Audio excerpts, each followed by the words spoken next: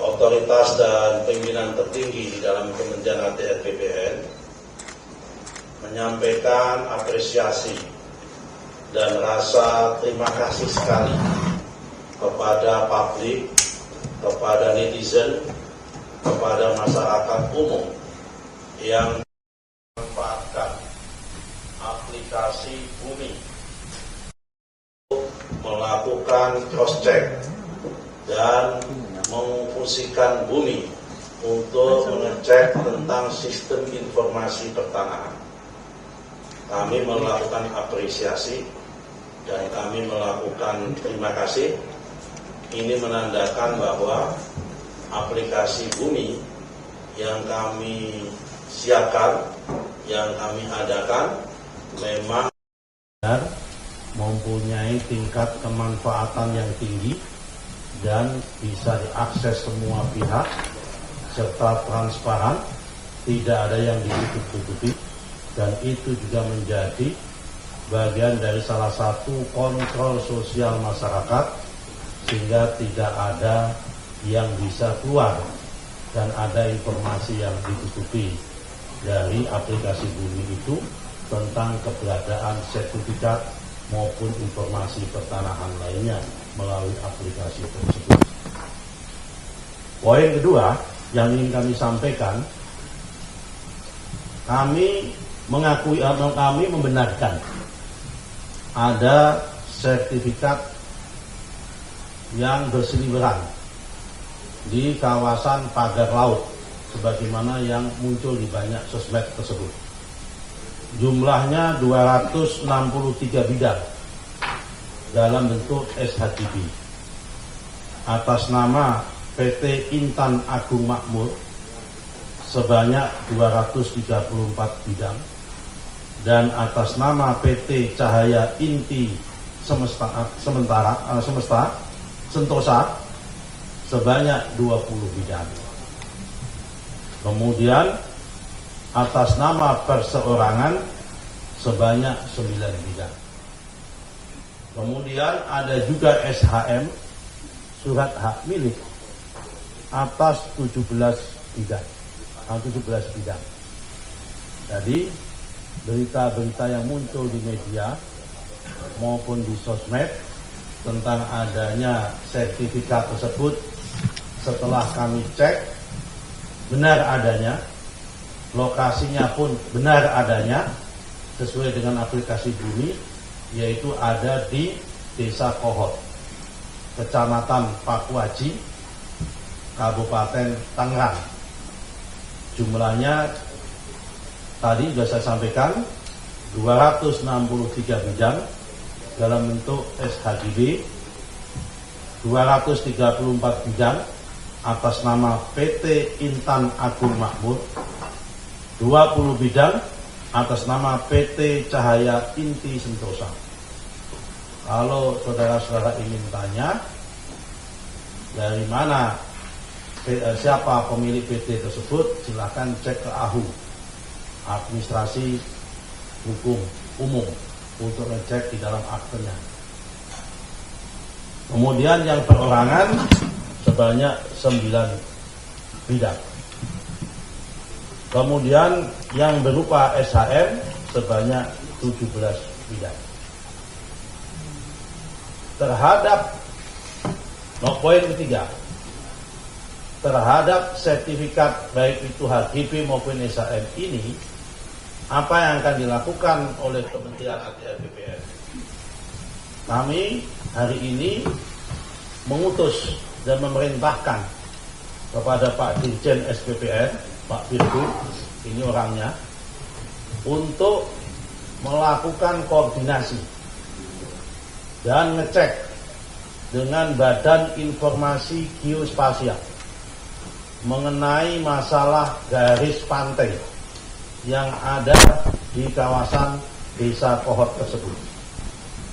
Apakah sertifikat bidang tersebut berada di dalam garis pantai atau di luar garis pantai? Karena kita harus cek dan kita pastikan. Karena setelah kami cek dokumennya, Di dalam proses pengajuan sertifikat tersebut terdapat dokumen-dokumen yang itu terbit tahun 1982. Karena itu kami perlu cek mana batas pantai tahun 82, mana batas pantai tahun 83, 84, 85, sampai batas pantai tahun 2024 dan sampai sekarang. Untuk mengecek keberadaan, apakah lokasi yang dimaksud dalam peta bidang tanah yang tertuang di dalam SHGB maupun SHM tanah tersebut berada di bawah di dalam garis pantai atau di luar garis pantai. Itu yang poin ketiga. Dan kami minta besok sudah ada hasil. Karena itu masalah tidak terlalu sulit untuk dilihat. Jadi garis pantainya mana? Kami tidak mau berspekulasi dulu. Apakah ini dulunya berupa tambak atau berupanya apa? Kami yang punya berhak untuk itu adalah patokannya adalah garis pantai. Kalau itu garis pantai petanya, informasi geospasialnya sudah terbukti, maka nanti semua akan menjadi jelas mana yang ada di wilayah berada di dalam garis pantai dan mana yang ada di luar garis pantai. Poin keempat, manakala nanti hasil koordinasi dengan BIG terdapat SHGB maupun SHM yang terbukti memang benar-benar berada di luar garis pantai, artinya ya memang itu harusnya Pananu, bukan APL, memang wilayah laut, kemudian di SHGB-kan, disertifikatkan, maka kami tentu akan evaluasi dan tentu akan kami tinjau ulang. Dan kami masih punya kewenangan itu. Karena sertifikat ini terbit tahun 2023. Berdasarkan PP, kalau selama sertifikat itu belum usia 5 tahun, dan ternyata dalam perjalanan terbukti secara faktual ada cacat material, ada cacat prosedural, dan ada cacat hukum, maka dapat kami batalkan dan dapat kami tinjau ulang tanpa harus proses perintah pengadilan. Tapi kalau sudah usia 5 tahun, maka harus perintah pengadilan. Ini poin yang keempat. Poin yang kelima, terhadap pihak-pihak yang terlibat dan terkait dalam proses penerbitan sertifikat tersebut, manakala nanti terbukti berada di luar garis pantai, dan manakala terbukti tidak compliant, manakala terbukti tidak sesuai dengan prosedur, dan manakala terbukti tidak sesuai dengan aturan yang berlaku, kami akan tindak sesuai dengan aturan yang perundang-undangan yang ada. Kira-kira yang terlibat siapa? Yang pertama adalah proses pengukuran, juru ukur. Dan kami sudah cek kepada teman-teman di Kantah di Tangerang menggunakan KJSB.